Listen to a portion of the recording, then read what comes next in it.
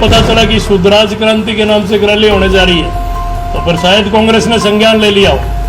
शायद हमारे अंदर ऐसी कोई चीज थी जो हम समझाने में कामयाब हुए। शर्मण लोग हैं, काम करने वाले लोग हैं, वो सभी शूद्र में हैं। और महाराजा जाट का कोर्ट ने भी दे रखा है, बेल्लौर हाई कोर्ट का डिसीजन है 1936 का, काट के देख लो, जाट सार रिगार्डेड है शूद्राज।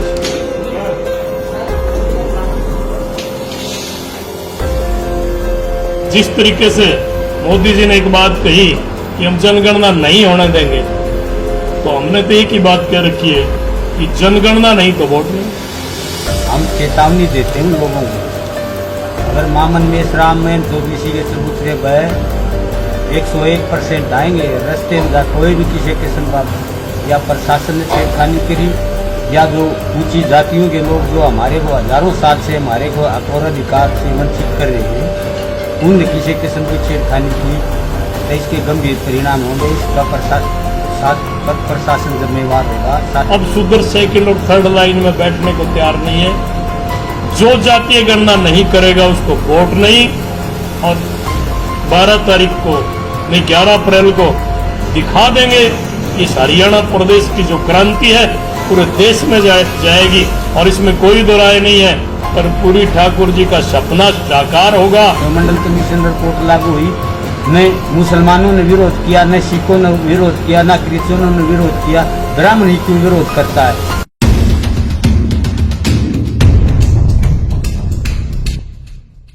मेरा नाम प्रजापति हनुमान वर्मा, हिसार से हूँ। आज की जो पीसी है 11 अप्रैल को शुद्धराज क्रांति के नाम से एक रैली महम चौबीसी चौंतरे पे होने जा रही है। उसके लिए प्रेस बुलाई गई है। उसके जो अध्यक्षता करेंगे वो वामन मेश्रा जी होंगे। और उस रैली में जो हमारा टारगेट है कि 85% जो लोग शूद्र हैं वो सारे के सारे लोग वहाँ पहुँचे। ये उत्तर भारत की पहली रैली होगी शुद्धराज क्रांति के नाम से। जब से देश आज़ाद हुआ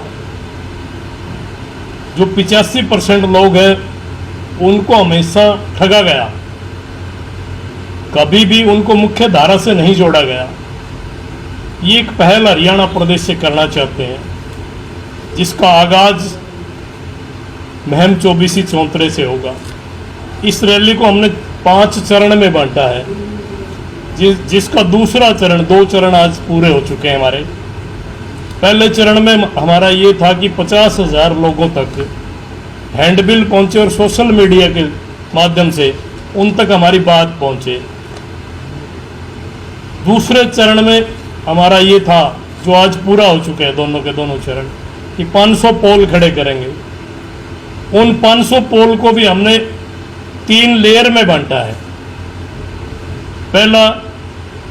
पहले जो थे उसमें हम वो चेहरे निकालना चाहते हैं जो 100 फर्स्ट लाइन लीडरशिप 100 चेहरे होंगे पूरे हरियाणा प्रदेश के।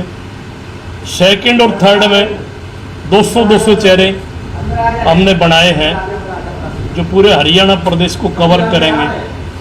हमारा ये दूसरा चरण का था कि हमें 500 पोल खड़े करने, जो काम आज तक हमारा पूरा हो चुका है। तीसरा जो चरण है हमारा, उस चरण का हमारा मकसद है कि हमें पूरे हरियाणा प्रदेश में अब बैठकें करनी पड़ेगी कि रैली कैसे कामयाब हो, उसके लिए। और चौथे चरण में इंडोर मीटिंग। और 5वां जो हमारा चरण होगा उसमें हमने ये रखा है कि 5वें चरण में हमारे जो हमारा 5वां जो चरण होगा उसमें हम मोटरसाइकिल के जत्थे, हजार मोटरसाइकिलों के जत्थे हम निकालेंगे, ताकि हमारे जो शूद्र लोग हैं, जो हर चीज़ से वंचित लोग हैं, उनको पता चले और वो रैली में इसी माध्यम से पहुंचे। क्योंकि हमारा टारगेट है कि 1000 मोटरसाइकिलों के काफिले के साथ हम महम रैली में वामन मेश्राम जी को लेके जाएंगे। ये है हमारे चरण में। नहीं, नया क्या है इसमें आपकी रैली में कि पहले भी SC BC के नाम पर रैलियां होती रही जी। हैं, वाल्मीकि समुदाय के नाम पर रैलियां होती रही हैं, तो इसमें ऐसे नया क्या चीज़ है? वो चीज़ उन संगठनों ने आवाज़ भी उठाई है, क्या पूरी हो पाई? एक्चुअल में आज तक अगर हरियाणा प्रदेश की आप बात करें, मैं तो पूरे उत्तर भारत की बात कर रहा हूँ कि आज तक शुद्ध राज क्रांति के नाम से, शूद्रों के नाम से कोई रैली नहीं हुई। ये पहली रैली शूद्रों के नाम से होने जा रही शूद्र है। आप किसको कहते हैं? जो वाल्मीकि है वो शूद्र नहीं है, या कोई दूसरा जी, जी। जो और अदर भी तो जो काम जो करता होगा वो भी शूद्र है? एक्चुअल में 3 को छोड़ के सारे शूद्र हैं। 3 को छोड़ के, क्योंकि जब इस देश में वर्ण व्यवस्था थी उसमें पहले थे ब्राह्मण, दूसरे वैश्य और तीसरे क्षत्रिय, उसके बाद जो बचता था वो शूद्र था, और शूद्र को मुख्य धारा से नहीं जोड़ा गया। उसी को लेके ये रैली हम करने जा रहे हैं। हमारा इस रैली का जी आपने अभी जैसे बोला कि 500 पोल खड़े करेंगे, ये हाँ जी। 500 पोल क्या है?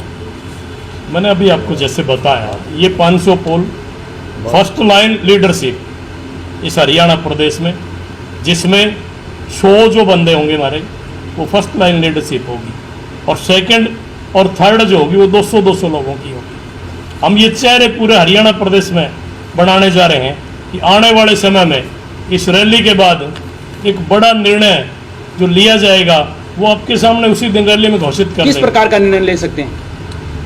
अभी जिस तरीके से मैंने 500 पोल की बात करी, तो फिर आप भी समझदार हैं, पत्रकार साथी हैं, हम कोई बड़ी पार्टी का ऐलान भी कर सकते हैं, इसीलिए तो चेहरे बना रहे हैं। बड़ी पार्टी में तो बड़ी पार्टी की बात करी जाए तो एक बड़ी पार्टी के अंदर आज प्रवक्ता हैं आप, जी, जी। और उस प्रवक्ता रहते हुए भी आप या उससे पहले भी उस पार्टी के राज रहे हैं, ओके। और आज भी मान लिया जाए जैसे एक विपक्ष में बैठी है वो पार्टी, जी, जी। तो उसमें आपने क्या किया आज तक?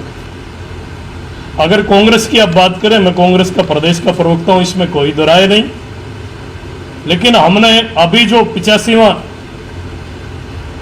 जो कांग्रेस का अधिवेशन हुआ, शायद आप लोगों ने पढ़ा होगा, देखा होगा कि कांग्रेस ने संगठन में 50% आरक्षण की बात करी है, SC BC माइनॉरिटी और अदर बैकवर्ड क्लासेस की जो बात थी उसमें 50% की बात करी है। ये तो उन्होंने ठीक करा, वो 50% तो संगठन की बात है। हम तो चाहते कि वो 50% जब सत्ता आए टिकटों में भी उसका सिस्टम हो, ये भी करवाने का काम सिस्टम से करेंगे। इसके दबाव में जिस तरीके से जब लोगों को ये पता चला कि शुद्धराज क्रांति के नाम से एक रैली होने जा रही है, तो फिर शायद कांग्रेस ने संज्ञान ले लिया हो, शायद हमारे अंदर ऐसी कोई चीज़ थी जो हम समझाने में कामयाब हुए। अगर आप कांग्रेस की बात करें तो मैंने राहुल गांधी जी से ये बात करी थी कि अब सेल बेंट्रियों का मामला नहीं रहा, कोई BC सेल और SC सेल का कोई मामला नहीं है, हमें अगर मुख्य धारा से जोड़ते हैं तो ठीक है।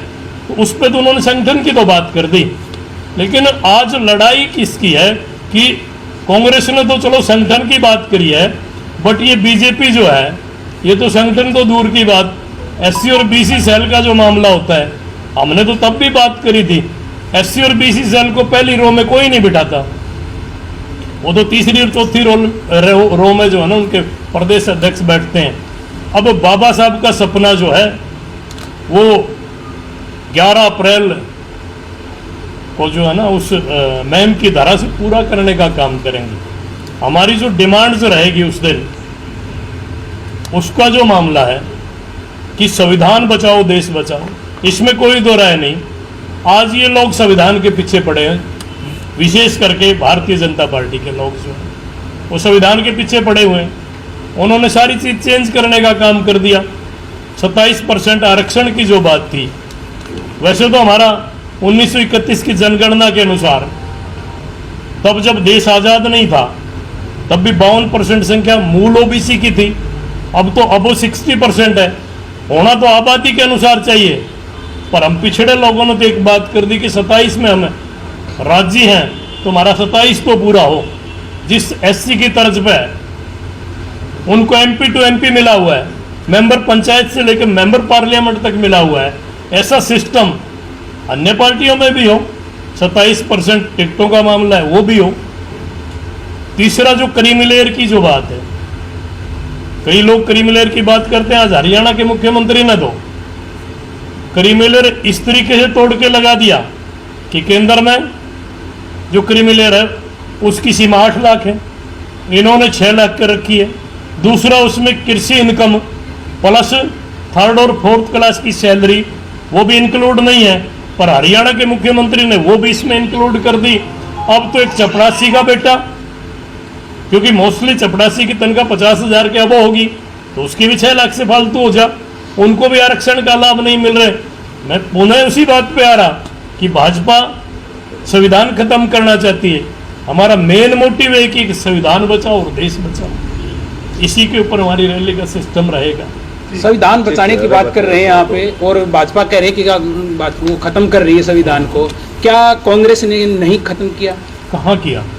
कांग्रेस संविधान ने पे तो कुठाराघात कब हुआ? नहीं, कांग्रेस ने भी समय समय पर बदलाव किए हैं, amendment माय किए। डियर, आज कांग्रेस की अगर बात करते हैं, ठीक है मैं कांग्रेस में प्रवक्ता हूँ, बट मैं पार्टी से ऊपर उठ के आज हमारे समाज संविधान को बचाने के लिए, हमारा ये जो समाज है, पिछड़ा हुआ समाज जो है, जो 85% लोग हैं, उनके लिए हम लड़ाई लड़ रहे हैं। आम आदमी पार्टी का अगर- कहना है कि अभी उसमें जो आपके लीडर हैं विपक्ष भूपेंद्र सिंह हुड्डा, समझो। वो हमारे से बौखला गए हैं और आप एक हल्के का भी दौरा कर रहे हैं, जैसे आज की बात करी जाए। चलो वो कांग्रेस की बात है, मैं यहाँ कांग्रेस की बात नहीं करूँगा। मैं तो आज जो बात करना चाहता हूँ वो शूद्रों की बात है। और हम शूद्र पहले जातियों में बंटे हुए थे, अब जो है ना इसको जमात बनाने का काम कर रहे हैं। उस दिन एक जमात बन के और इस हरियाणा प्रदेश में एक क्रांति के रूप में हम दिखाना चाहते हैं कि उत्तर भारत में भी अब शूद्र एक हो रहे हैं, और बाबा साहब कर्पूरी ठाकुर जी का जो सपना है वो साकार होने जा रहा है। तो सर, इसके अंदर शुद्धराज क्रांति के अंदर जी ओबीसी जनगणना का मुद्दा कहाँ तक बिल्कुल पहुंचेगा? बिल्कुल, हमारा ये मुद्दा भी रहेगा कि इसमें ओबीसी की जनगणना हो। जिस तरीके से मोदी जी ने एक बात कही कि हम जनगणना नहीं होने देंगे, तो हमने तो एक ही बात कह रखी है कि जनगणना नहीं तो वोट नहीं। यही तो एक सिस्टम हमें करना है। तो ओबीसी की जो आज हालात है शैक्षणिक और आर्थिक, उसका जिम्मेवार किसको मानते हैं? उसके जिम्मेवार तो जो पूर्व में जितनी सरकारें रही है वो सारी की सारी जिम्मेवार रही है।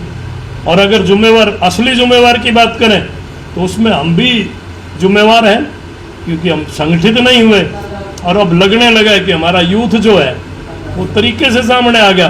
पहले और विशेष तौर पे आपके सोशल मीडिया ने इस चीज़ को जगाने का काम कर दिया। तब हमारे पास साधन नहीं थे।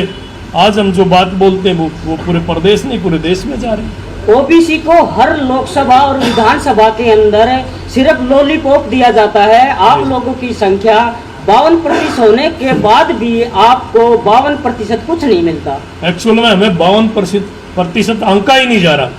52% तो 1931 में था, अब तो अब 60% है। हमारा तो जो मामला था, आप देखें जो अपर कास्ट की कास्टें हैं उनका अगर आप जो है ना आंकलन करें उनकी जनसंख्या का, तो हमारे वालों ने तो बच्चे पैदा करने की तरफ ध्यान दिया, इसलिए कि ये ज़्यादा होंगे तो फिर काम करेंगे, दिहाड़ी मजदूरी कर लेंगे। वो तो अब जो है ना अपर कास्ट के लोगों को आप देखें, उनके एक बच्चे से दूसरा बच्चा नहीं है, उनकी जनसंख्या तो घटी है और हमारी बढ़ी है। तो ओबीसी क्रांति का जो आगाज है आप महम 24 से कर रहे हैं, तो इस रैली के अंदर सभी सामाजिक संगठनों के लोग सम्मिलित होंगे आपके साथ में? मैंने अभी आपको यही तो कहा था कि हमने अब जाति की बात नहीं, अब जमात की बात होगी। अब मलिक साहब हमारे पास बैठे हैं, ये भी ओबीसी से आते हैं, जिस समाज से आते हैं उसका भी आपको पता है।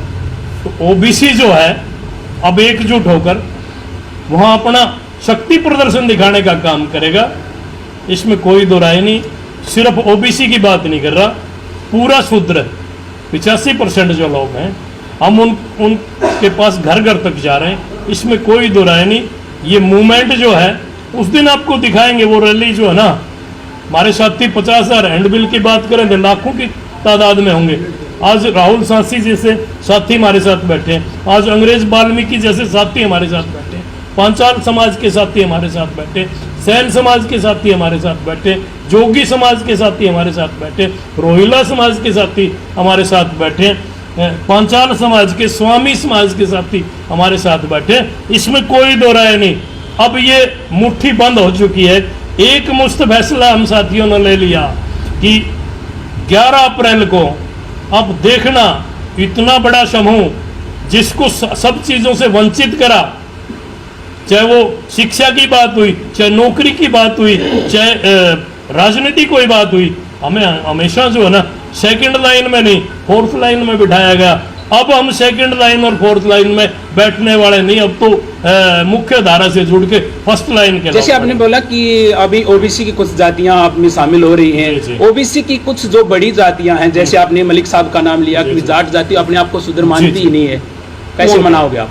एक्चुअल में मैंने पहले भी कहा, अब भी कह रहा हूं कि 3 जातियां छोड़ के सारे शूद्र मानता कौन नहीं। मैं तो एक बात आपके माध्यम से कह रहा कि जितनी मैंने 3 को छोड़ के जो बात करी है, वो सारे के सारे अपनी जन्मपत्री बनवा लें और उसमें अपना वर्ण चेक कर लें।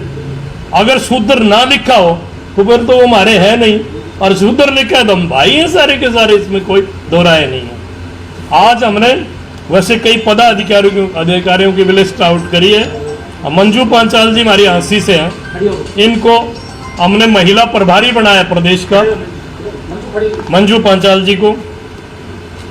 रमेश रोयला जी हैं जो हंसी से हैं, उनको हमने मीडिया प्रभारी प्रदेश का प्रवक्ता नियुक्त कराया आज। सतीश प्रजापति जी जो हैं रोहतक से हैं, इनको युवा प्रदेश अध्यक्ष नियुक्त कराया आज। और सुरेश भिवानी जी हैं, उनको प्रदेश का प्रभारी नियुक्त करा है। बाकी हमने सारे प्रभारी बना रखे हैं, वो लिस्ट आपको दे देंगे। हल्कों के भी प्रभारी हमने बना लिए, हल्कों के अध्यक्ष भी हमने बना लिए, इसमें कोई दो राय नहीं। पूरी जो है ना हमारी टीम पूरे हरियाणा प्रदेश में काम कर रही है, और हम ये पूरे इस हरियाणा प्रदेश की सरकार को दिखा भी देंगे कि अब शूद्र एक हो चुका है। अब शूद्र सेकंड और थर्ड लाइन में बैठने को तैयार नहीं है।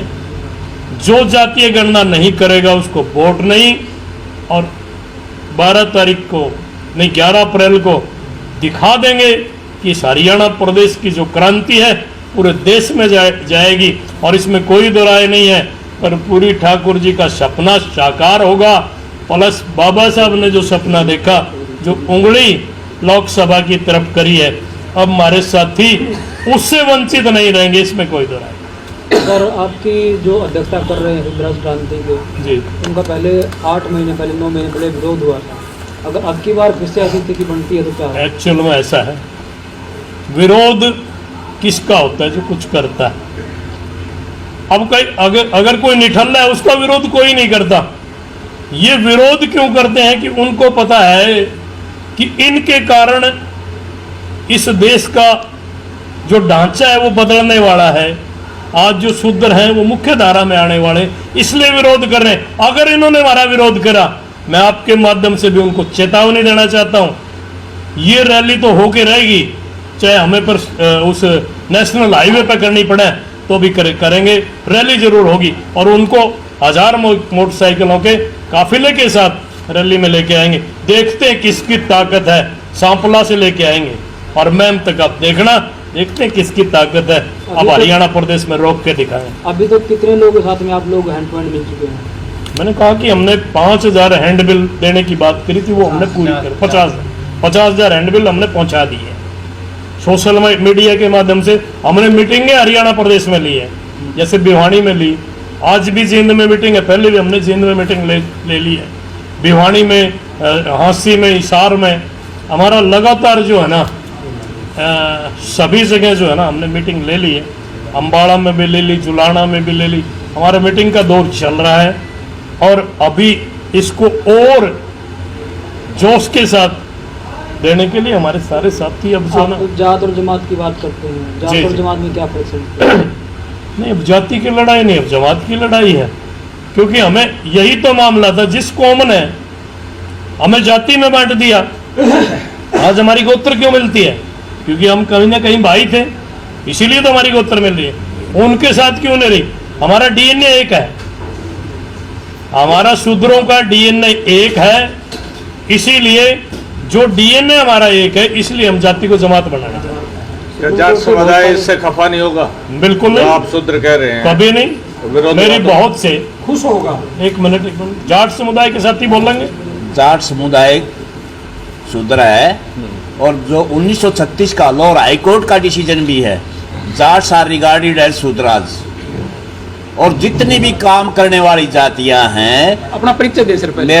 मैं डॉक्टर शमशेर मलिक, गांव भैंसवाड़ है मेरा, और चौधरी छोटूराम विचार मंच हरियाणा के, मैं बाम सेफ की जो ऑफशूट विंग है उसका अध्यक्ष हूँ। जो निठल्ले आदमी थे वो तो ऊपर जातियों में आ गए, जितने भी काम करने वाली जातियां थी, कर्मण जो जातियां थी वो शूद्र में ले दी। तो सभी जितने भी शर्मण लोग हैं, काम करने वाले लोग हैं, वो सभी शूद्र में हैं। और महाराज जाट का कोर्ट ने भी दे रखा है, भाई लाहौर हाईकोर्ट का डिसीजन है 1936 का, काट के देख लो, Jats are regarded as Shudras.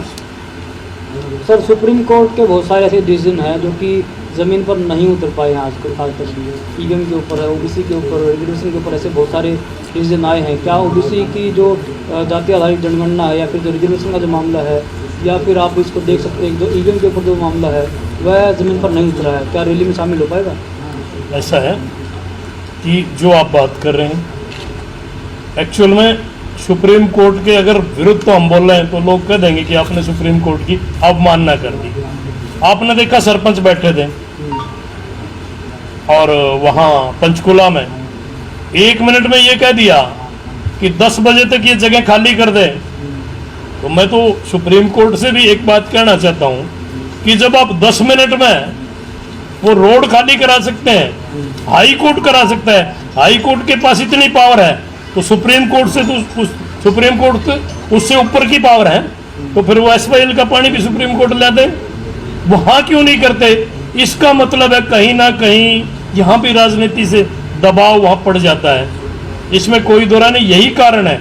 लेकिन यहाँ हमें कोई रोकने वाला नहीं है, अब शुद्ध रुकने वाले नहीं है, क्योंकि पहले हमारे अंदर शिक्षा नहीं थी, पहले कोई ऐसा माध्यम नहीं था। आज तो सोशल मीडिया का माध्यम है, आज हमारे युवा पढ़ने लगे हैं, और इसमें कोई दो राय नहीं है। इस बार सारे महम की धरा पे इकट्ठे होंगे। एक बात और जोड़ना चाहता हूँ कि जो कौशल विकास निगम जो सरकार ने बना रखा है, इसमें SC/BC का कोई आरक्षण नहीं है।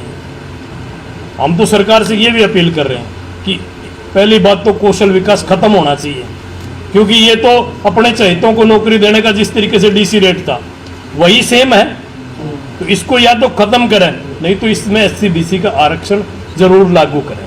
सर विश्वविद्यालयों के अंदर SC और OBC के जो प्रोफेसर हैं उनको न्यू एजुकेशन पॉलिसी के नाम पर ख़त्म किया जा रहा है, क्या इससे ये मामला चर्चा का विषय बनेगा रैली में? हाँ, इसमें कोई दो राय नहीं। एक्चुअल में यही तो हमारे साथ हुआ कि कभी रोस्टर लागू ही नहीं हुआ। आरक्षण की जो लोग बात करते हैं, हमें कहाँ मिला? रोस्टर लागू नहीं करते, 5 पोस्टें निकालते हैं, वहां कहाँ आरक्षण की बात होगी? इस बार हमारा ये मुद्दा भी रहेगा कि पोस्ट निकले तो 100 निकलनी चाहिए, ताकि उसमें रोस्टर लागू हो और हमारे साथी जो SC/BC के लोग हैं उनको जॉब मिले। और कोई क्वेश्चन आपका होगा? बस नहीं, महेंद्र पांचाल जी से कोई? आप बता सकते हैं। जी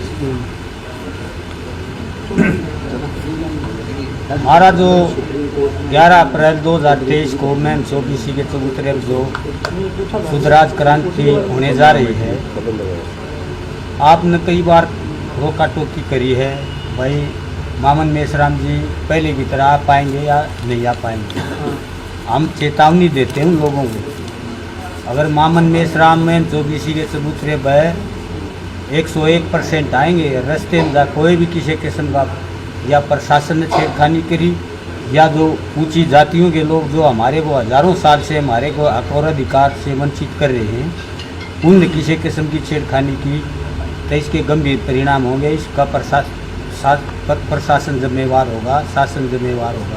आप डंडे बरसने लगे हैं, आपको पता होना चाहिए। कोई दिक्कत नहीं। तो डंडे तो हमने जब यहाँ अंग्रेज के ज़माने में भी इस तरह का व्यवहार होता था, लेकिन इस देश में 3.5% जो ब्राह्मण है अंग्रेज से भी भद्दा मजाक हमारे साथ कर रहा है, हमारे सभी अधिकारों पर कब्जा किए हुआ है।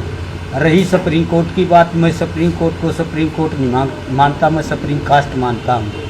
आज तक जो हमारे विरुद्ध फैसले आ रहे हैं सुप्रीम कोर्ट के द्वारा आ रहे हैं, सरकार स्वयं चाहती है कि मोदी जी ने 2000 ये जो जाति आधारित जनगणना के लिए हलफनामा दिया है, वो तो कहता मैं पिछड़ा हूँ, पिछड़ों में भी अति पिछड़ा हूँ, ये फर्जी पिछड़ा है, ये हमारे साथ इसने बहुत बड़ा मजाक किया है। हमें ये पता होता ये शोरण है तो हम इसको एक भी वोट नहीं देते, क्योंकि ये मंडल विरोधी पार्टी है, हमने पहले से पता था। लेकिन कांग्रेस ने भी हमारे साथ आज तक कोई कसर नहीं छोड़ी। सबसे ज़्यादा तो हमारे साथ कांग्रेस ने जाति की है। जहाँ कांग्रेस चाहती तो 1952 में दे देती। कांग्रेस ने जब संविधान की धारा 340 15/4 में बाबा साहब अम्बेडकर ने संविधान में लिख दी थी, तो कांग्रेस ने उसको लागू क्यों नहीं किया? 60% ब्राह्मणों को टिकट दिया। और आज जो कॉलेज पे, स्कूल पे, कॉलेज पे, यूनिवर्सिटी पे, ब्यूरोक्रेसी पे हैं, जुडिशरी पे, मीडिया पे, हर जगह ब्राह्मणों का कब्जा है। ब्राह्मणों ने हमारे को आगे नहीं हुआ। मंडल कमीशन रिपोर्ट लागू हुई, न मुसलमानों ने विरोध किया, न सिखों ने विरोध किया, न क्रिश्चियनों ने विरोध किया। ब्राह्मण ही क्यों विरोध करता है? और जब जाति आधारित जनगणना की बात आई तो ब्राह्मण ही विरोध में क्यों खड़ा होता है? 3.5% ब्राह्मण की इतनी औकात नहीं है। गाँव में पंच बन जाए सरपंच तो बहुत बड़ी बात है। 800 सांसदों में से 350 ब्राह्मण सांसद हैं। तो इस देश का दुर्भाग्य देश का नहीं है, दुर्भाग्य कमजोर लाचार बेबस जातियों का है जो उनको वोट देते हैं। आसान शब्दों में समझ सकते हैं कि शूद्र मनवाद के खिलाफ में खड़ा हो गया। हाँ, कति बिल्कुल खड़ा हो गया। Thank you.